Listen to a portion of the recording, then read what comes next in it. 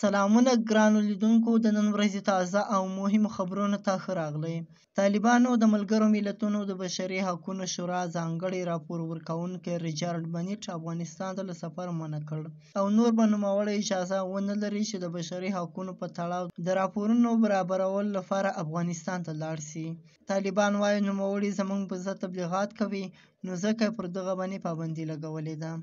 ذبیح الله مجاهد ویلي دي په ملګرو ملتونو د بشري حقونو شورا ځانګړی راپور ورکوونکی د افغانستان د وضعیت په تړاو نړۍ ته ناسم معلومات ورکول.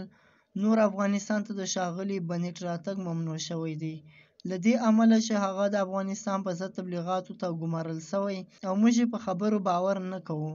تل به یې زموږ په ضد تبلیغات کول، وړې موضوعونه به یې لویې خبرې جوړولې، نو ځکه یې په ده باندې بندیز ولګاوه. بلې خواته د پي ټي ایم مرکزي کمیټې لیکلي دي چې د پښتون ژغورنې غورځنګ مشر منظور پښتين به د جمعې په ورځ لورلايي ښار ته راځي او دلته به خلکو ته د 11 اکتوبر قامي عدالت یا جرګې په تړاو باندې بلنې ورکوي او په جنوبي پښتونخوا کې به باقاعده کمپاین کوي.